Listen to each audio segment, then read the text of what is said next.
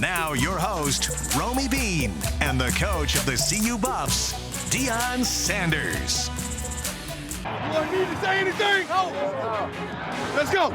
There's a throw to the end zone. Wester the grab in traffic. He holds on. Touchdown. Being chased by Green still. Throws across his body. Coming back. It is picked off. Tuck's thinking about running. Now he's going to whip it downfield. And it is picked off by Travis Hunter, the most dynamic player in college football. Throws it downfield into the end zone. Makes the grab high in the air. Did he hold on? Touchdown. Come on, man. We're the best in Colorado. Great job, guys. I'm proud of y'all. I'm proud of your resilience. Everybody in the country talking negativity, but you blocked it out and you stayed focused and you lit it up. I'm so darn proud of you. You have no idea how much this game means to me. Welcome into Coach Prime's Playbook. And man, that was a fun one, I got to say, up in Fort Collins. Coach, we heard you say to your team, you have no idea how much this one means to me. Why did that game mean something? Because it's personal. You guys put it on me. It's a rival. I mean, you said it was a rivalry, and it's an in-state rivalry, and you know, some bad blood. The coach and his wife has been talking. There's even the son, and a couple players on their team. So that made it what it was emotionally for not only me but for the whole team. If I say anything stupid, I'm highly medicated because I could barely use my neck. Okay, so if I say something out there, fans, I apologize because I'm on that ooh-wee right now. Put the warning on it. Right. We'll put a crawl under medicated, there. Not the normal medication that you medicate with, but the other medication from a doctor. All right. Well, I am sorry that you're in pain, and we will. Well, put the asterisk by it. There you go. But when we talk about the response, you went to Nebraska, kind of got punched in the mouth. Then you go on the road, another hostile environment, and this time you punch them in the mouth. Yeah. Really, really physical on both sides. What can you say about the team's response? I'm proud of their resilience. I'm proud of their stick-to-itness. They understood the ramifications of this game. These young men haven't been talked about and ridiculed and scolded like the country scolded them by saying they're not this, they're not that, and they read that stuff. And it's unfortunate that we're at this state that now we're attacking kids, but understandably so. The guys took the challenge and they went out and did what they needed to do. This felt like this was such a complete performance from the team. So let's break it down little pieces. Let's talk about Micah Welch. Didn't see him the first two games. Why was this his time? He earned it. We got to back this out. Dallin is out right now. Hayden, he's coming back. He may be back this week, but we just wanted to change the offensive line. We changed one group personnel out of there, and he had his opportunity, and he made it count. I mean, the best thing about it, this kid has been here since last spring, so he understands the tempo, he understands responsibility, and oftentimes the reason a freshman or a young guy don't play because they can't pick up the pass concepts or the blocking assignments. That's really why, but he's got it, and thank God he was here in the spring because he expedited his process. Now, you have said it a lot when people were hammering you about the run, and you said, we can do it, we know we can do it.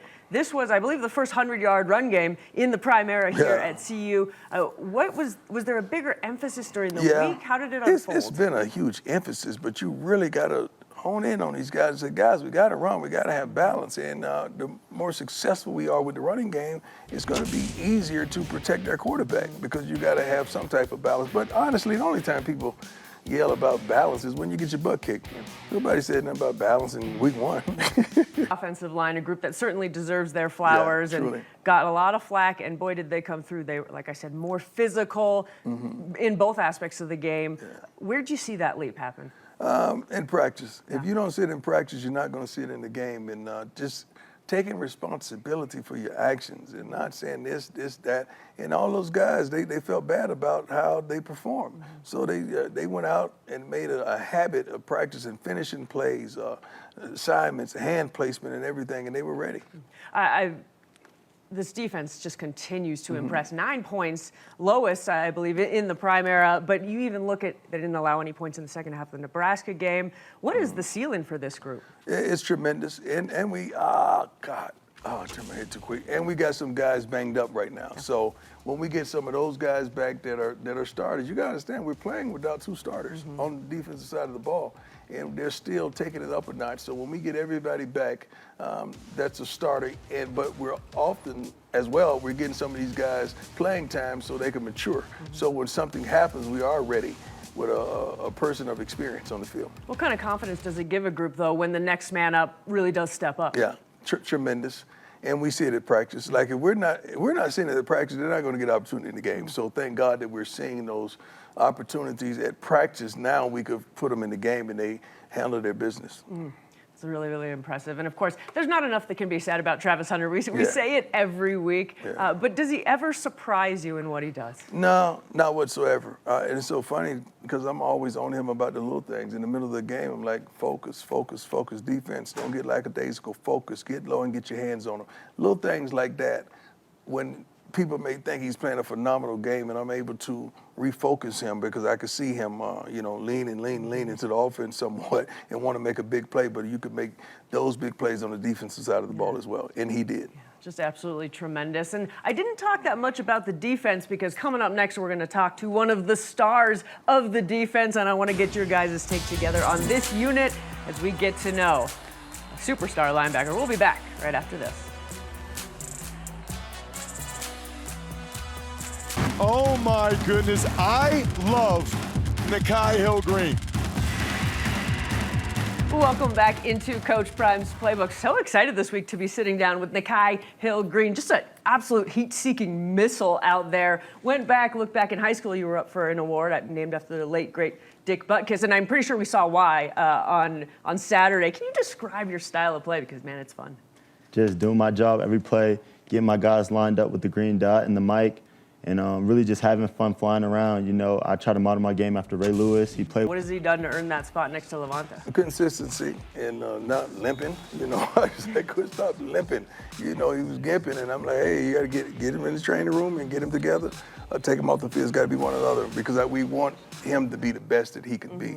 But the steady habits, to just being consistent, and consistency starts at practice. The only thing I don't like about that play had nothing to do with him. 10 of his teammates should have been around him getting him love because that was a tremendous hit, tremendous play on a down that we needed to make a play, and they should have gave him a lot more love for that type of a hit. When you talk about physical play, and then I think you're like the poster child for it on this team, it's so fun to watch. How do you see your teammates feed off of that and want to embrace that physicality as well? Yeah, I just look at it like it's war. You know what I mean? Like there's a man on the other side who thinks he can beat me, and I got to show my guys that, I can beat him and just win my one-on-one every play. And I feel like that just rallies the guys, and it shows another guy that, okay, he just made a play. I'm going to try to make the next play, and then we just compete, and we really build off each other.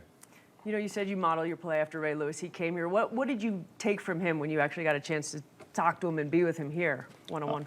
Just his practice habits, the passion about touching the ball, running to the ball, and really just the lifestyle. I took that a lot from what he said. The lifestyle. He's like, make it a lifestyle, like eat, sleep, breathe, football. And since he said that, I've been off social media a little bit. I post here and there, but I'm not really on it as much. Just focusing in on the little things, and that's what I took from what he said. These guys do a phenomenal job of preparation. We put their film times up on Thursday, so everybody gets to see who watches films and who study. And he's not one of the guys that just log it on and just let it run. Then in 30 minutes, they get back on it. He truly emphasizes the little things because oftentimes we love the linebackers. Call out the play. You guys, if you study, call it out before it even happens. That's the all-out Ray Lewis, and that's the thing that he's doing along with some of the other linebackers. They're doing a phenomenal job inside with recognizing formations and calling out the plays before it happens. When we look at this defensive unit, like I was saying, that you just keep getting better each game. Is this just the tip of the iceberg of what we're going to see from you guys this season? Absolutely. The best is yet to come. We got to keep preparing. We want to go 1-0 each week and just keep being better. You know what I mean? We want to make history, and we want to be legendary. That's what we said from the beginning. That's why we all came here, and we're just working every day to do that. I absolutely love that. Now, of course, before you were here, you were with another legendary coach in Coach Harbaugh. So how are Coach Harbaugh and Coach Prime similar and different? That's a good question. They're really similar, but they have their own styles, and they have their own way to go about it. And I think that's because Coach Harbaugh played quarterback, Coach Prime played DB. So Coach Prime, he's more swag, but little things, because at DB, there's not a lot of room for error. Quarterback is more do your job, do your job, do your job, and it's really militant. But DB, you got to have some finesse, and you got to play with swagger. If you're not a DB with swagger, it's going to be hard to play on the island. That's interesting. You think Coach Prime would ever rock the khakis? The Harbaugh khakis? No, that's not going to happen. I promise you that. That's not going to happen. Yeah, that would be a Interesting day. That was great, Nikhai. Thank you so much for joining us. We can't wait to see you this Saturday in Boulder and all season. Keep bringing that physicality. It's fun. Yes, man. All right, we're going to take a break. Up next, we're going to take a look at the Baylor Bears, the next opponent on the Buffs schedule.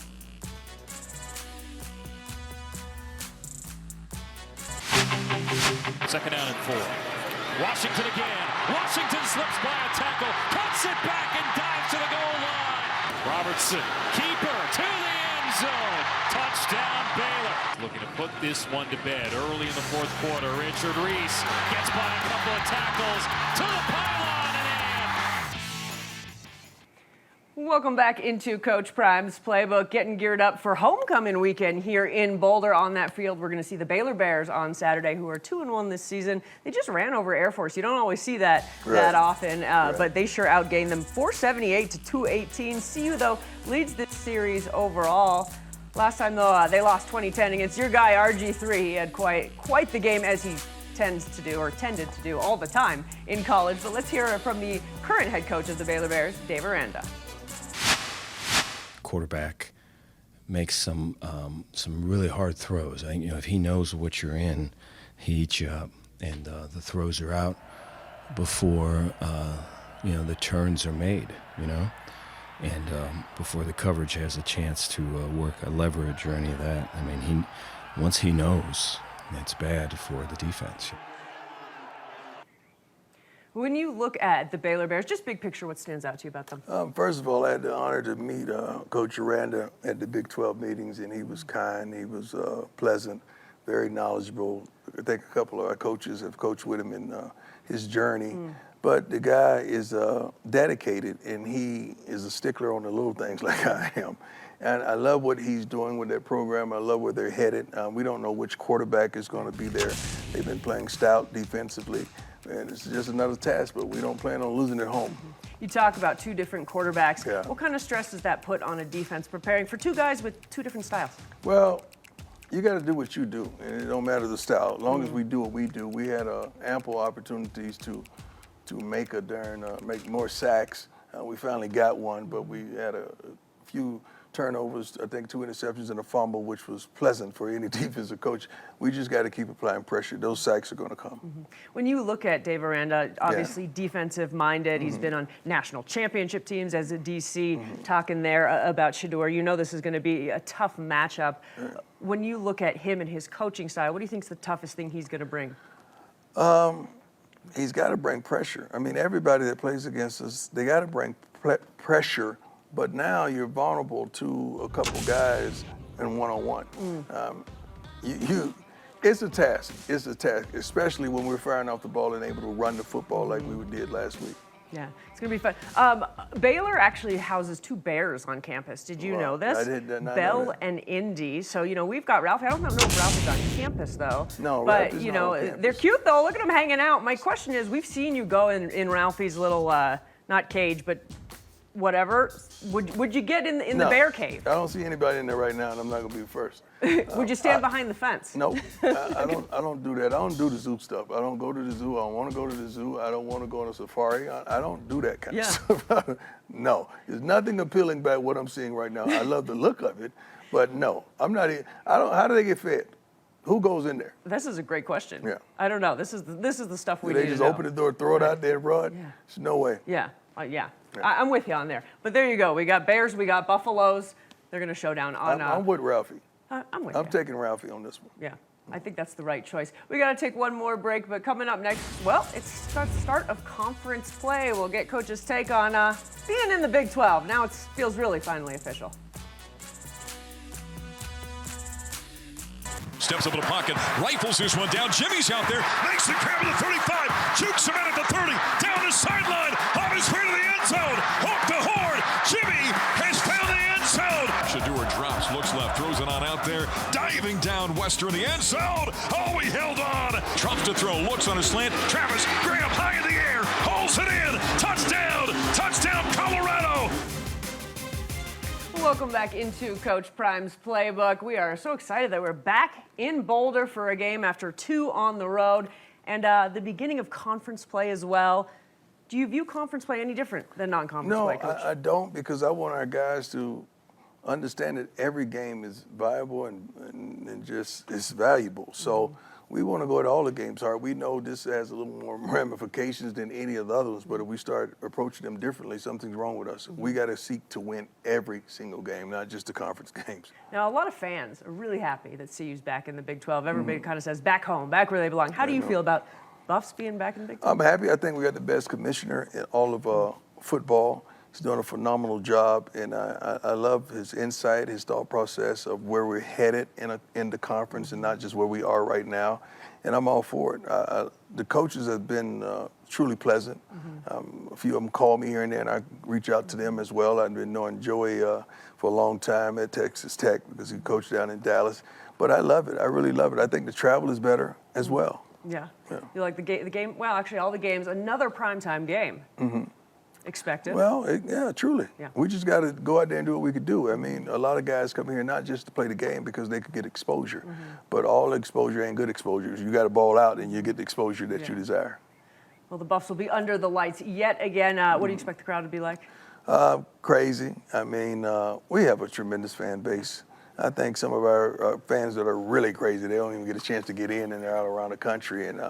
But this is homecoming, so you're going to see some old familiar faces around. I love meeting the alumni and people that supported this wonderful university for years. I love it. When I'm taking my walk around campus like I do every day, I absolutely love it. This is truly one of the most beautiful campuses I've ever seen. I love it. And you know what? Just like that, the show's over. Coach, Amen. Thank you so much. Thank you. This has been Coach Prime's Playbook with Romy Bean.